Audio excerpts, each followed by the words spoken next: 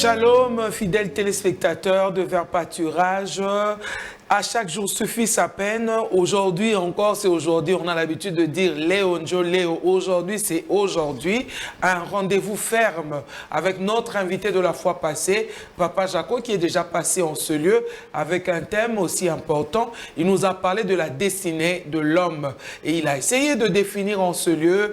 Il nous a parlé des principes de comment faire pour atteindre sa destinée. Et aujourd'hui, nous sommes encore avec lui, puisque nous n'avons pas fini avec ces principes qui nous aideraient à atteindre cette destinée qui est importante pour chacun de nous. Aujourd'hui, nous l'avons encore sur ce plateau afin qu'il puisse continuer avec nous, expliquer et nous donner ces principes parce que nous avons besoin d'atteindre notre destinée. Accrochez-vous, restez là parce qu'il y a des choses importantes que vous allez recevoir encore en ce jour. Bonjour Papa Jaco. Bonjour Pasteur Astrid. Bienvenue encore une fois sur notre plateau des rendez-vous. Merci maman. En tout cas, nous sommes contents une fois de plus de vous recevoir sur ce plateau et nous attendons vraiment manger encore bien aujourd'hui comme la dernière fois.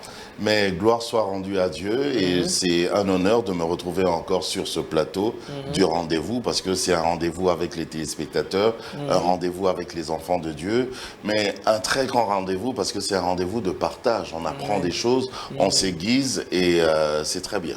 Ok. Vous allez être aiguisé aujourd'hui, vous avez suivi Papa Jaco. Alors, nous aimerions, avec votre permission, bien sûr, si vous pouvez rafraîchir encore la mémoire de nos bien-aimés par rapport à ce thème, la définition, et puis nous allons continuer avec ces principes. Voilà, quand nous avions parlé de la destinée, de l'homme et de sa destinée, on a dit que la destinée, c'est justement ce point à atteindre, cette destination, c'est un lieu. Au fait, voilà, mais très simplement, on a dit que la destinée, c'est le rêve de Dieu pour l'homme. Okay.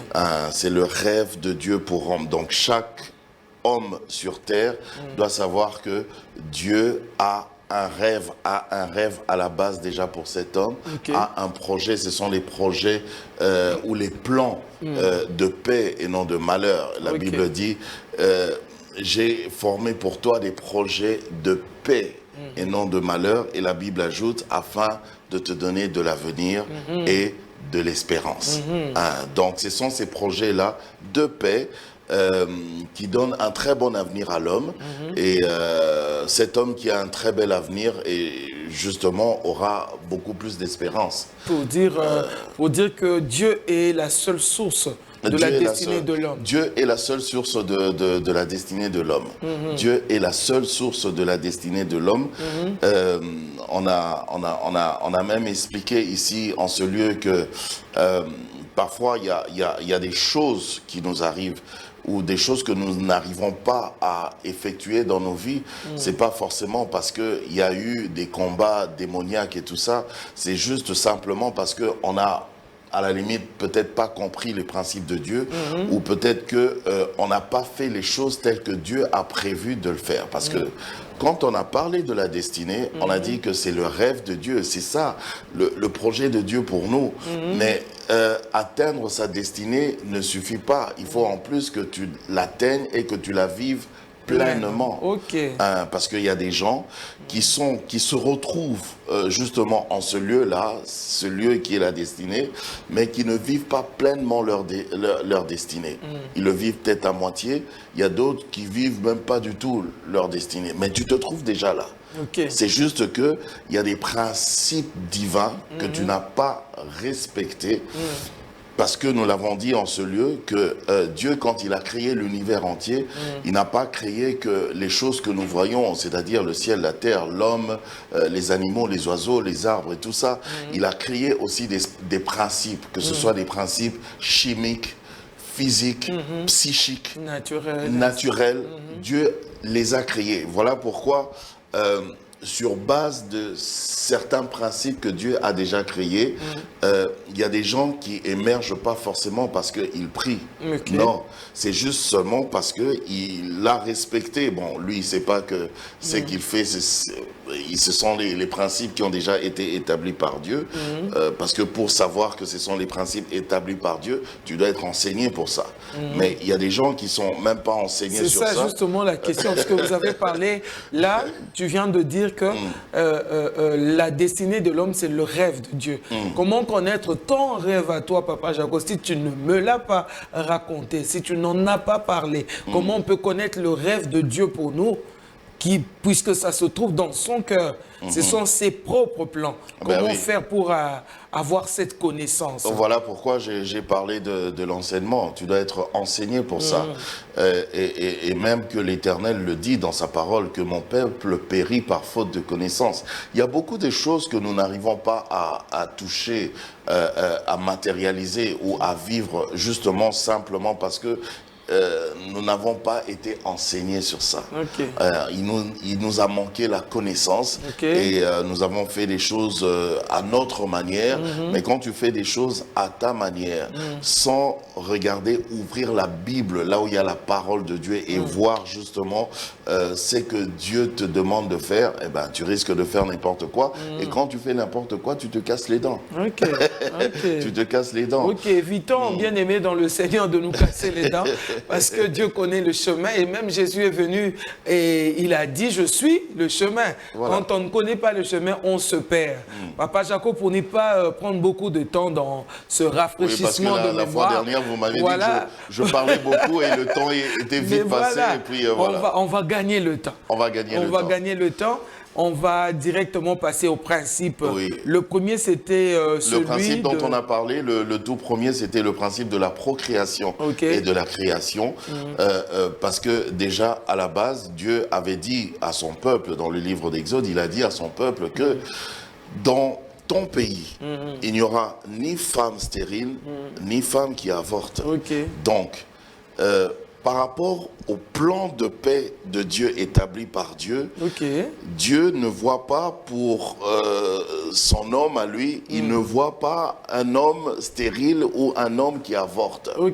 Et quand on a parlé de l'avortement et de la stérilité, on l'a vu déjà sur le plan de la maternité, déjà que sur le plan de la maternité, c'est pour ça qu'on a parlé de la procréation, sur le plan de la maternité, en tout cas, Dieu, dans ses plans de paix, il n'a vraiment pas prévu une seule femme sans enfant. Non, il n'a pas prévu ça. Donc, toute femme ou tout homme, parce que la stérilité ou voilà, ça atteint aussi les hommes. Hein. Il y a des hommes aussi qui sont stériles, mais... très souvent, nous voyons dans les églises, quand on dit les femmes, les personnes qui ont un problème de stérilité, un problème de maternité, voilà, il y a des femmes qui passent. Et pourtant, les hommes aussi, il y a beaucoup d'hommes qui sont concernés également par ce problème-là. Vous n'avez pas d'enfant, pas parce que c'est pas à cause de la femme, mais parce que toi, tu ne peux pas produire, donner, voilà. Ça, c'est sur le plan de la maternité. Mais on avait dit que la stérilité, l'avortement, dont parle le Seigneur ici, là nous parlons de la destinée de l'homme, c'est pas sur le plan de la maternité, mais c'est aussi sur le plan même de la création, de la créativité. Dieu a prévu son homme pour que cet homme-là soit créatif. Soit créatif. Bien au début d'ailleurs, dans le jardin d'Éden, il dit... soyez féconds, produisez, multipliez. Voilà.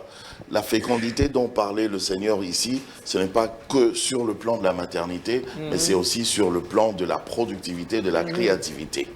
Vous voyez? Donc, il a voulu que l'homme soit créatif, il a voulu que l'homme soit créatif, qu'il puisse créer. Il y a des gens, malheureusement, Pasteur Astrid, qui n'émergent pas. Pourquoi? Parce que ils sont stériles. Ils sont stériles dans leur pensée, stériles dans leur intelligence, stériles. Ils ne peuvent pas sortir quelque chose de leur tête. Voilà.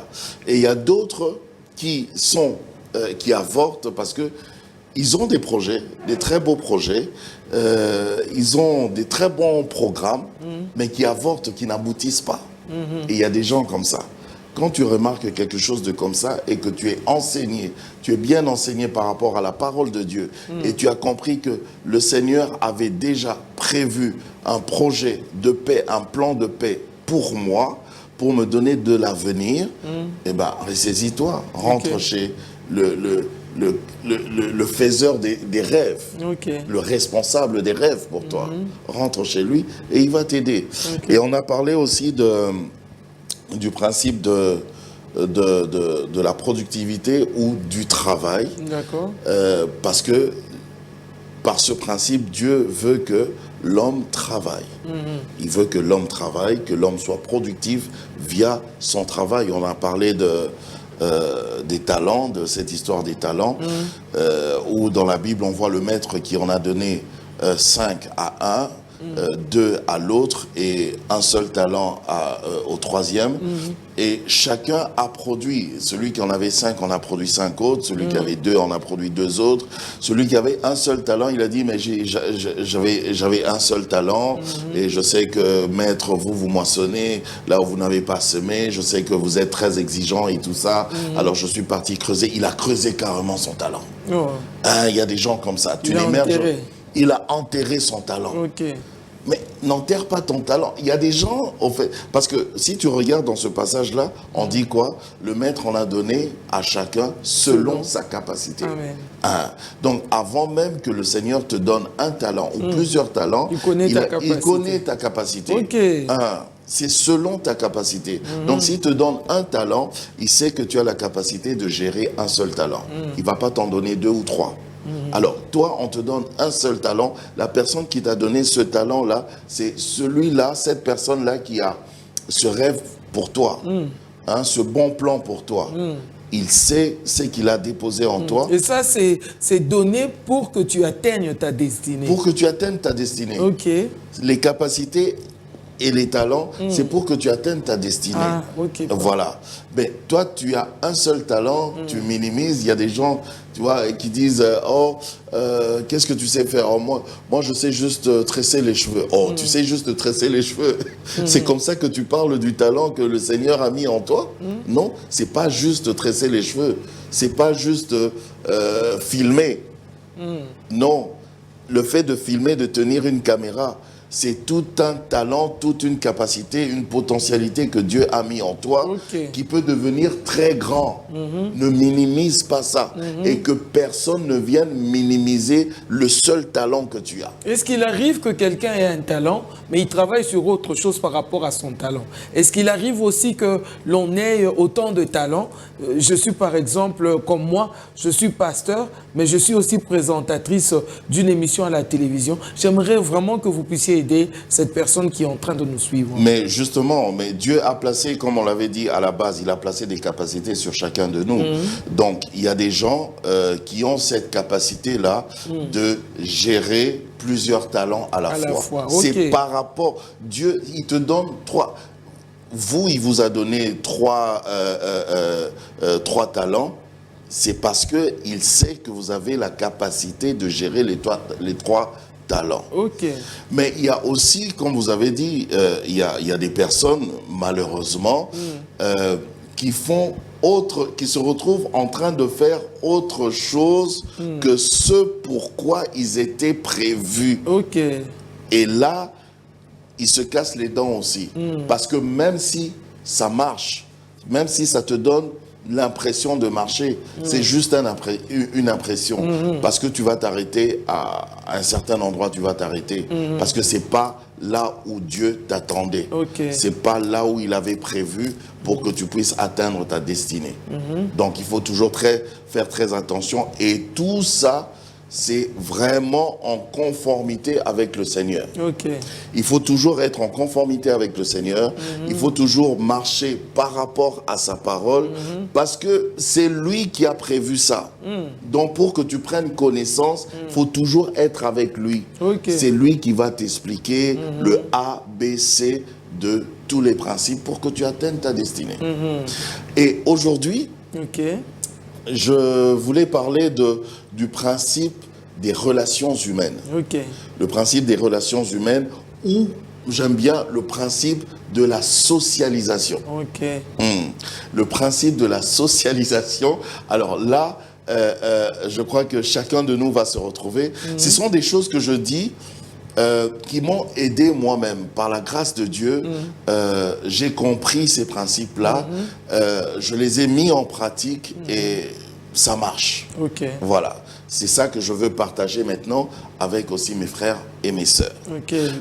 Bien-aimés, sans vouloir vous couper la parole, j'aimerais juste réveiller un peu ceux qui sont de l'autre côté. Il est vraiment temps que nous puissions ouvrir grandement les oreilles parce que ça, c'est très important, la socialisation ou les principes des relations humaines. Papa Jaco. Le principe de la socialisation, le principe des relations humaines, vous permettez que je lise dans ma Bible. Bien sûr. Vous pouvez lire aussi à la maison. Vous prenez Éphésiens 4, on va aller à 31. On peut lire juste 32, mais moi j'aime bien commencer à 31 pour qu'on ait beaucoup plus d'explications. Voilà.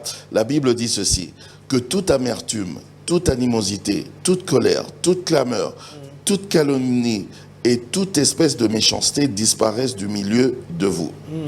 La Bible ajoute ceci au 32, soyez bons les uns envers les autres, compatissants, vous pardonnant réciproquement comme Dieu vous a pardonné en Christ. Okay. C'est la parole de Dieu. Amen, amen, amen, amen. Donc, Dieu déjà, vous voyez, tout ça c'est toujours par rapport à sa parole, par rapport à ses préceptes, par rapport à ses principes. On ne peut pas évoluer si on n'est pas enseigné par rapport à sa parole. Les relations humaines, un principe très très important, mais vraiment très très important pour atteindre notre destinée et vivre pleinement notre destinée. Amen. Je vais m'expliquer. Tu as le talent, tu as la connaissance, tu as tout ce qu'il faut, mais vraiment toutes les potentialités qu'il faut.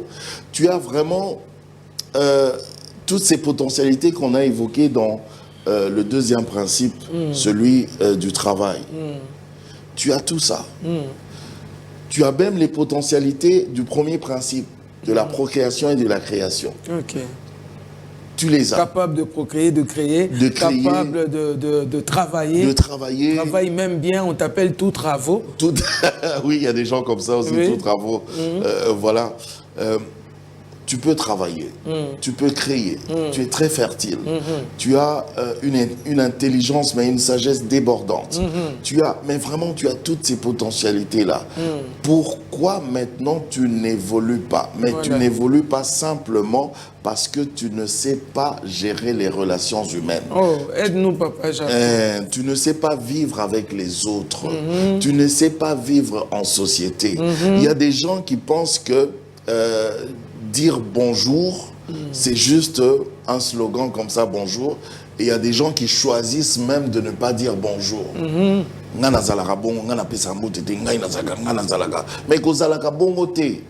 il ne faut pas être comme ça. Et ceux même les enfants de Dieu. Hein. Même les... Oh, mais comment? Je parle des enfants de Dieu. On parle aux enfants de Dieu ici. On est entre chrétiens. C'est vous, c'est à vous. C'est à vous que Papa Jacques parle. Voilà. On est vraiment entre nous.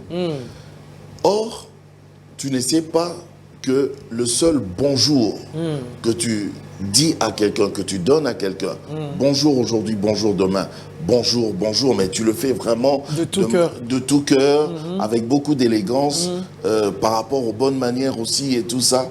Tu ne sais pas que ce bonjour-là peut te créer quelque chose de bien demain.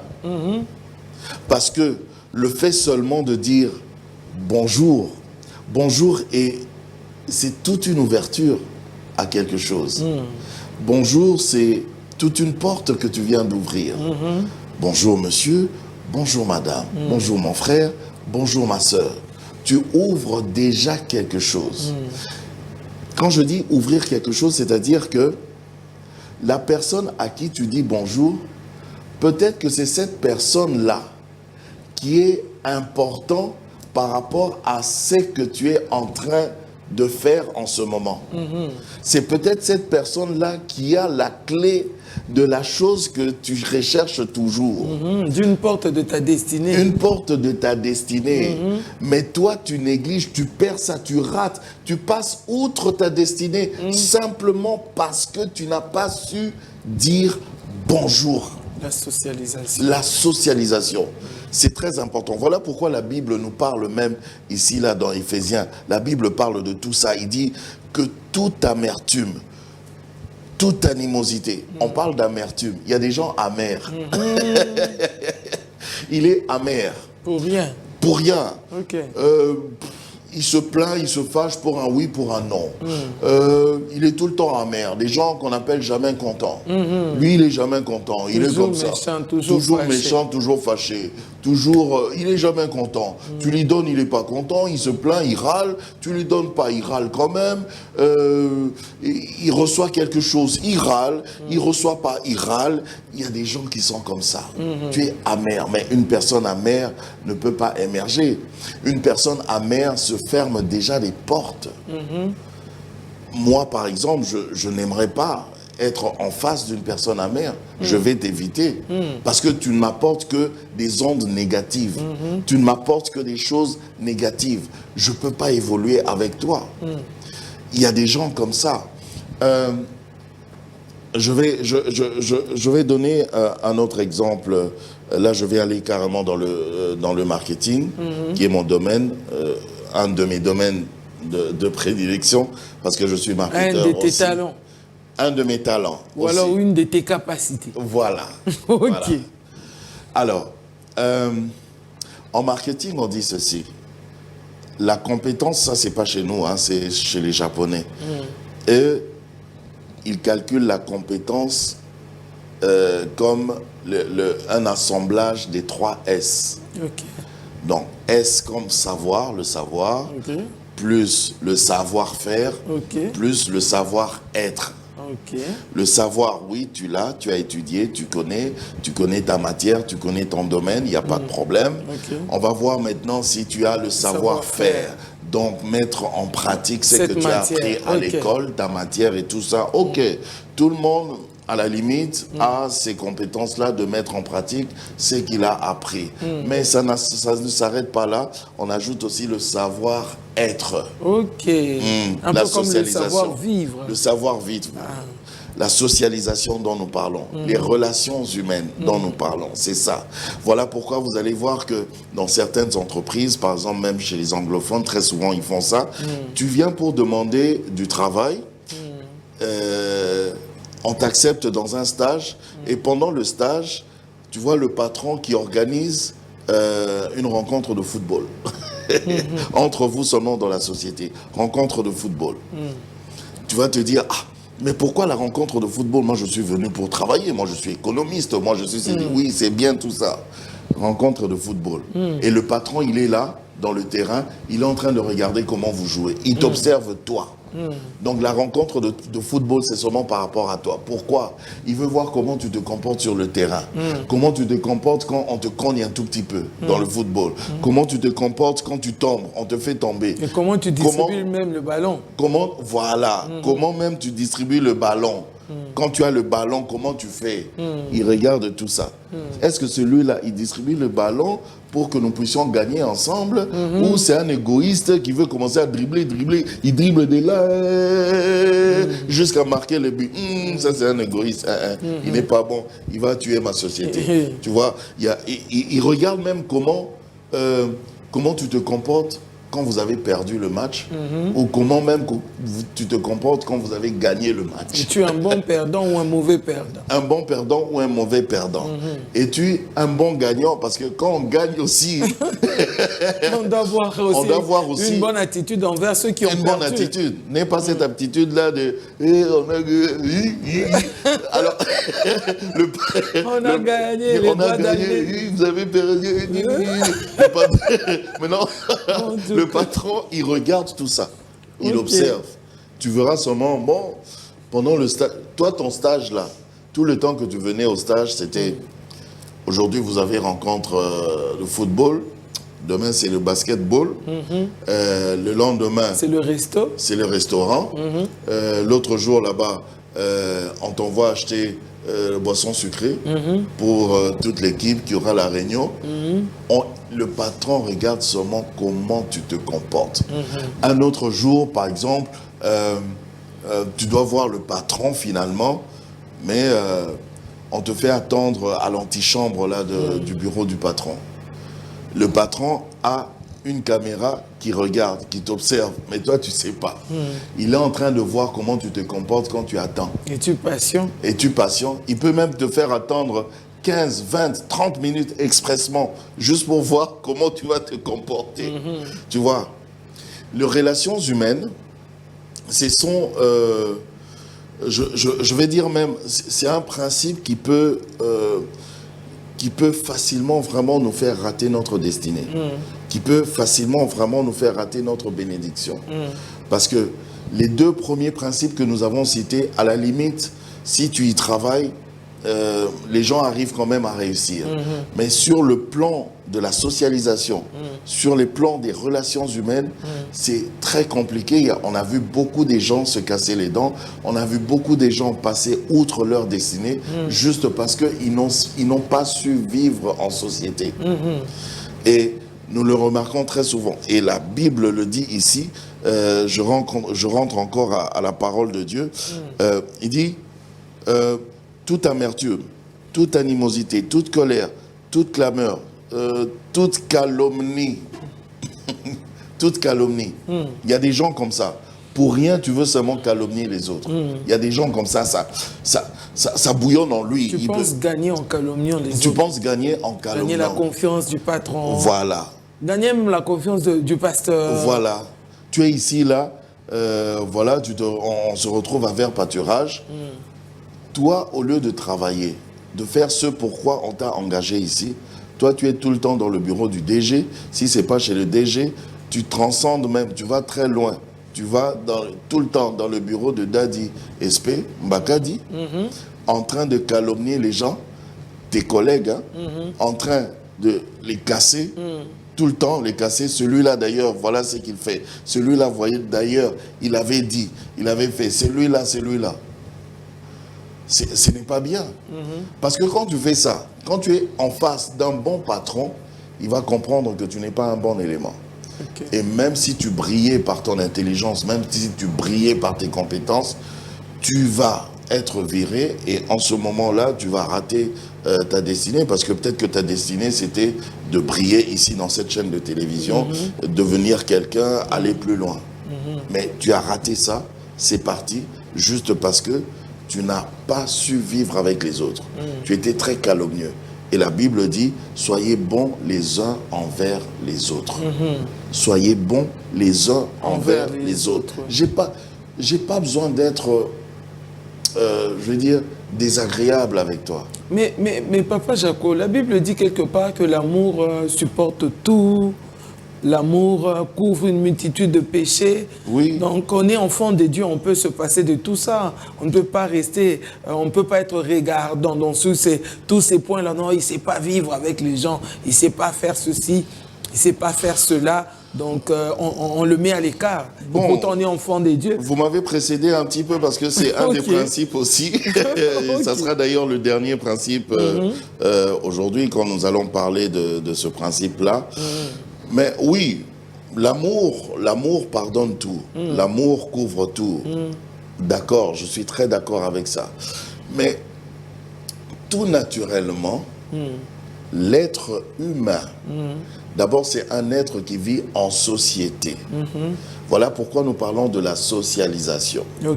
Vivre en société demande les principes qui pourront nous aider à vivre bien dans la société. Voilà pourquoi nous parlons de la socialisation. Si on devait évoluer en société seulement sur base de l'amour, alors laissons tomber, par exemple, les bonnes manières, laissons tomber le savoir-vivre, laissons tomber ça, puisque l'amour couvre tout. Non, On est en société, maman. On est en société, on doit vivre en société. Nous devons savoir maintenant comment respecter les règles de la société. Les règles de la société demandent à ce que, entre humains, que nous entretenions des très bonnes relations humaines. C'est très important. Voilà pourquoi même dans les entreprises, il y a même ce département des relations humaines. Il y a même toute une étude autour des relations humaines. Parce que c'est un secteur très important qui a gâché beaucoup de choses, qui a gâché la destinée de beaucoup de gens. Que ce soit sur le plan professionnel, que ce soit même sur le plan, on va dire, sur le plan marital. Il y a des mariages comme ça qui ont été détruits juste parce que la femme ou l'homme ne sait pas comment se comporter par rapport à l'autre, ne sait pas comment être par rapport à l'autre. Ce sont des choses comme ça qui ont dérangé et malheureusement, les gens sont passés outre leur destinée à cause de leur à cause de leur manque de savoir-vivre, à cause de leur manque de savoir-vivre.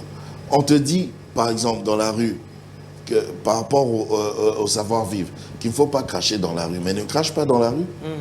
On te dit qu'il ne faut pas uriner dans la rue, mais n'urine pas dans la rue. Tu n'es pas un animal. Pourquoi tu dois vivre comme ça? Maintenant, quand tu fais des choses comme ça, toi, un grand garçon comme ça, ou une grande dame comme ça, tu t'arrêtes dans la rue, devant les gens, tu te mets à uriner. Peut-être parce qu'il n'y a pas de toilettes publiques. Parce que j'aimerais dire aussi, Papa Jaco, il n'y a pas que ceux qui viennent pour être engagés, qui sont encore sur le processus de ce départ vers leur destinée. Mais il y en a aussi qui sont déjà arrivés, qui sont sur le siège, qui reçoivent ceux qui viennent. Comment ils les reçoivent? Puisqu'on dit, il n'y a pas de mauvaises troupes, il y a plutôt des mauvais chefs. Mais je suis d'accord avec ça, je suis d'accord avec ça. Au fait... Il y a des pasteurs grincheux. Donc, il y a des pasteurs compliqués. Voilà pourquoi, pasteur Astrid, on a parlé de ces personnes-là qui se retrouvent déjà là où ils devaient être, là où Dieu avait prévu dans leur destinée, mais ils n'arrivent pas à vivre pleinement leur destinée. Juste parce que ces gens-là aussi, on a dit, quand tu atteins ta destinée, il y a aussi des principes, les mêmes principes qui doivent continuer. Tu dois vivre finalement pleinement ta destinée. Tu vois, tu ne peux pas te retrouver finalement patron quelque part, mais tu continues à être grincheux par exemple. Tu es un mauvais patron, personne ne va travailler avec toi, personne ne sera avec toi. Tu ne peux pas être un patron, un chef, en train tout le temps de dénigrer tes agents ou de les insulter. Tu n'as pas de manière. Les gens ne viendront pas chez toi. Un bon leader encourage. Un bon leader encourage. Un bon leader encourage toujours les autres. Ça, c'est très important. Je me rappelle, une fois, je travaillais dans une chaîne de télévision et quoi que je fasse, j'avais mon patron qui me disait toujours « Oh, Jaco, c'était nul !» Tu fais une émission et tu dis « Ah, mais pourquoi tu étais comme ça aujourd'hui ?» Pendant que tous les téléspectateurs ont acclamé. Mais lui, il te dit « Oh, c'était nul. Oh, aujourd'hui, c'était nul. Oh, mais pourquoi tu as fait ceci ?» Il avait toujours quelque chose à dire de négatif. Alors, un jour, j'ai même pleuré, j'avais des larmes aux yeux. J'ai dit « Mais patron, ça ne peut pas continuer comme ça. Tout le monde a besoin quand même d'avoir... une petite main qui tapote un tout petit peu à l'épaule pour dire bravo, c'était bien, j'apprécie. C'était peut-être pas ça encore, la prochaine fois, essaye de faire, la prochaine fois. Parce qu'il y a des moyens, il y a toujours moyen aussi de corriger quelqu'un, de faire des remarques à quelqu'un. Avec amour. Avec amour, toujours avec amour. Comme la Bible dit que vos paroles soient assaisonnées d'amour. Voilà, tu vois.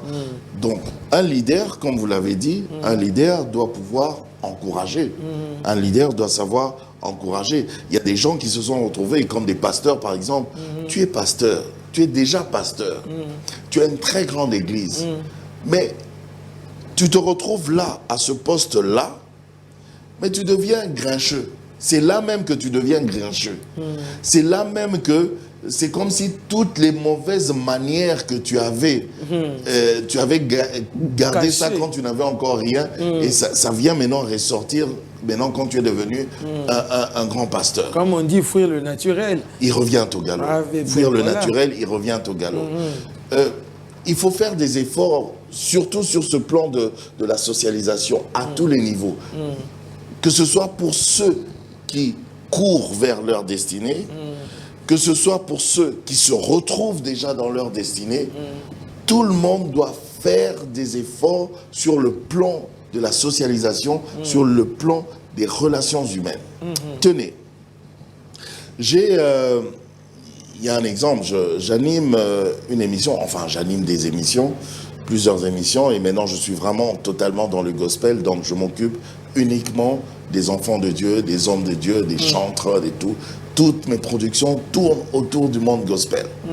Alors, il se fait que quand je reçois par exemple certains hommes de Dieu, je te reçois à la télévision, je te reçois à l'émission, une émission de grande audience.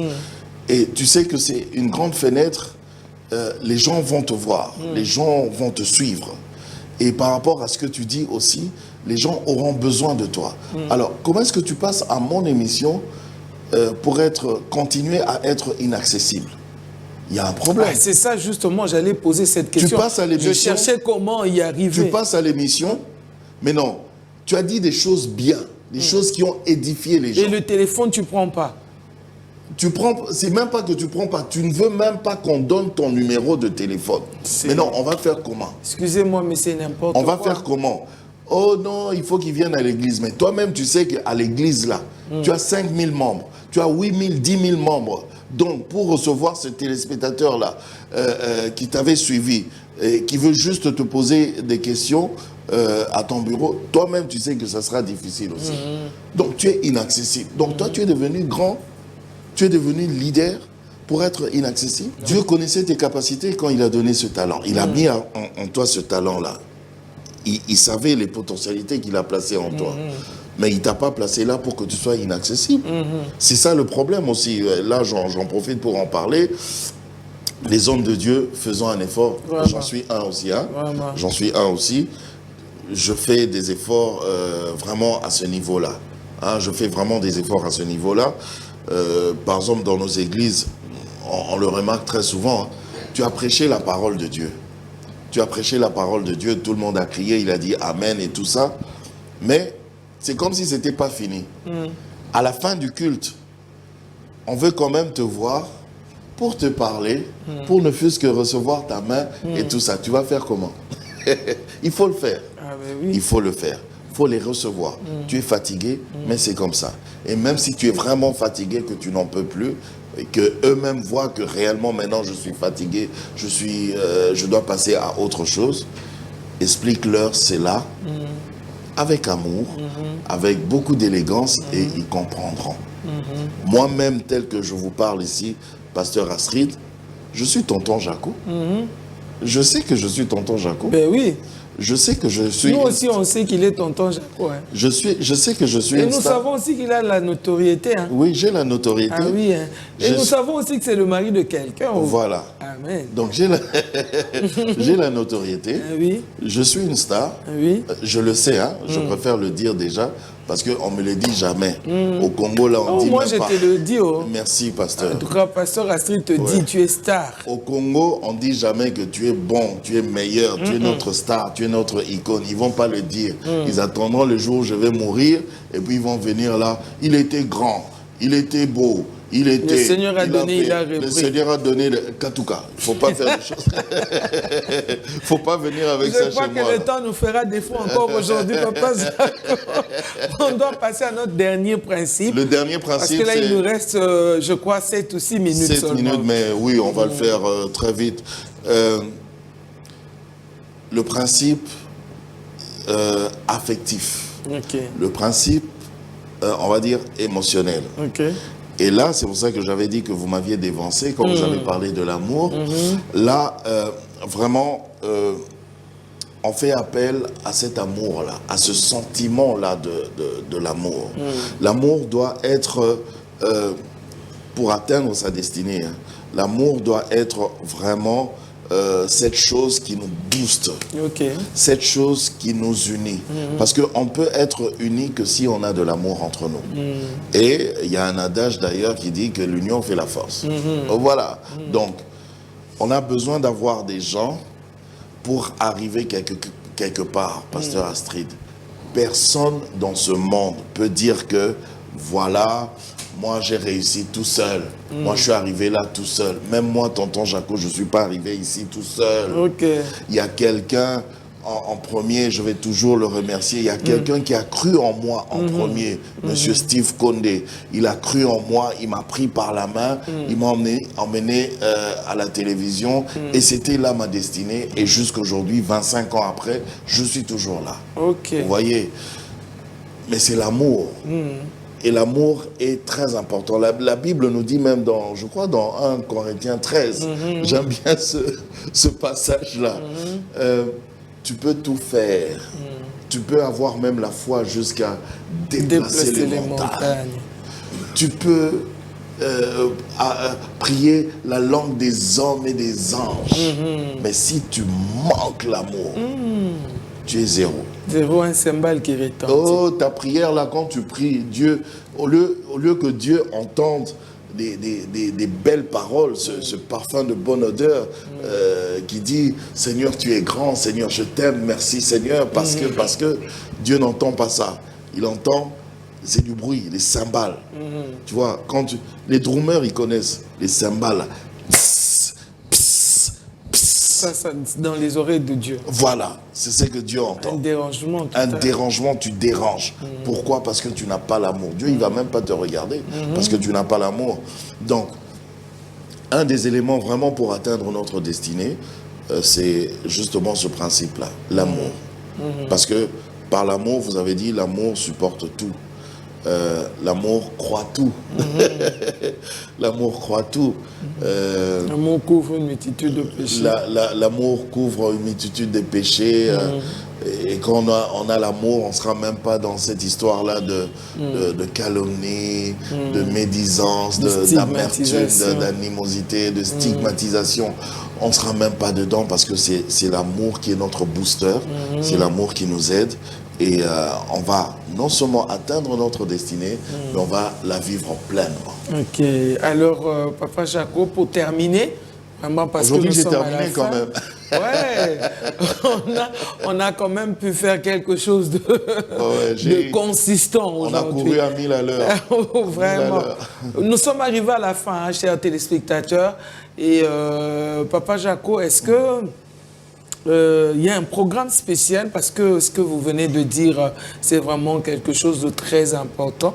Est-ce que par rapport à l'Église, il y a un programme d'enseignement par rapport à ces choses? Parce que ça ne va pas se terminer aujourd'hui à l'émission. La destinée, c'est tous les jours, parce qu'il y a des enfants qui naissent encore, qui ont besoin d'entendre ça. Mais il y en a qui ont déjà grandi, qui ont atteint, je ne sais pas moi, 40 ans, mais qui n'ont pas encore entendu ces choses. Est-ce qu'il y a un programme spécial prévu pour ces choses?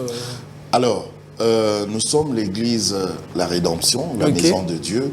Nous sommes à Delvaux, on appelle ça Jello Binza, le quartier, l'avenue Boulevard. Sur l'avenue Boulevard, au numéro 3, vous allez voir un bâtiment. Il y a une référence? Je peux donner l'arrêt maternité, et vous traversez en diagonale de l'autre côté et vous êtes sur l'avenue Boulevard, au numéro 3. D'ailleurs, vous allez voir le panneau et tout ça, il n'y a pas de souci. Concernant la destinée, oui, on a passé le temps sur ces enseignements, mais c'était par rapport aux familles, famille source de destinée, c'était ça notre thème, et c'était durant tout le mois d'octobre, et donc c'est pas fini comme vous l'avez dit. Durant tous les mois d'octobre de chaque année, on va parler vraiment des familles et de notre destinée. Mais pour l'instant, nous avons commencé un programme spécial de jeûne et de prière, avec ça entre aussi un petit peu dans la destinée, mais qu'ils viennent, ils vont apprendre ça. Nous avons un thème général, c'est-à-dire l'alliance du sang. Très beau thème. Un très beau thème. Nous parlons de l'alliance du sang. Pendant 40 jours de prière et de jeûne, nous prenons le temps d'enseigner, d'apprendre autour de l'alliance du sang. Chaque jour à partir de 16h30, nous sommes là, donc même aujourd'hui encore, nous sommes là. Venez, on va prier ensemble parce que nous prions, pendant ce temps nous prions vraiment beaucoup. Nous enseignons et nous prions beaucoup parce que vraiment on doit être aiguisé et on doit aussi atteindre notre destinée. En tout cas, j'aimerais que vous regardiez votre caméra juste en face de vous. En gros, nous avons parlé de la destinée de l'homme.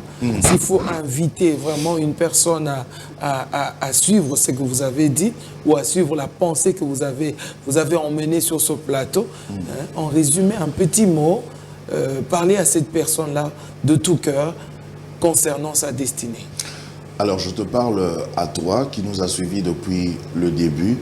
Nous avons parlé de la destinée de l'homme, ta destinée. Ta destinée à toi, tu dois savoir que c'est le projet, le bon plan de Dieu pour toi, pour ta vie. C'est le rêve de Dieu pour toi. Dieu veut que tu ailles de l'avant. Dieu a prévu depuis le début que tu puisses réussir, que tu ne restes pas dans cette position. Mais seulement, tu dois respecter les principes établis par Dieu. Tu ne peux pas juste les respecter comme ça. Tu dois avoir la connaissance de ces principes. Et la connaissance des principes divins se retrouve justement dans sa parole, la Bible. Et le temps de lire la Bible, prends le temps de méditer la Bible et le temps aussi de prier pour que le Seigneur puisse te guider. Si tu n'as pas encore donné ta vie à Christ, c'est peut-être ton jour aujourd'hui. Tu peux donner ta vie à Christ parce que déjà pour respecter les principes divins et vivre pleinement votre destinée, il faut déjà commencer par être enfant de Dieu. Et pour être enfant de Dieu, ça se passe via Jésus-Christ. Il est le seul chemin pour atteindre le Père. Le chemin, la vérité et la vie. Tu peux lui donner ton cœur aujourd'hui, tu peux lui donner ta vie aujourd'hui et le processus justement vers votre destinée va déjà être enclenché. Que Dieu te bénisse. Amen, amen, amen. En tout cas, j'acclame le Seigneur et je dis merci beaucoup, Papa Jaco, d'être passé. Merci, pasteur. Sur ce plateau de rendez-vous. Merci. En tout cas, on a conclu ce rendez-vous sur la destinée de l'homme. Amen. Et que Dieu vous bénisse abondamment. Amen. Que Dieu vous bénisse, vous aussi, qui êtes chez vous, à la maison, qui venez de suivre cette émission. En tout cas, je suis content que vous ayez pris votre temps pour suivre ce sujet. Et je sais que vous avez été bénis par ce sujet sur la destinée de l'homme. Que Dieu vous bénisse. Nous allons nous retrouver prochainement, je dirais même très bientôt, avec un autre invité. Par la grâce de notre Dieu. Gardez entre-temps votre sourire parce que notre Seigneur Jésus-Christ est toujours vivant.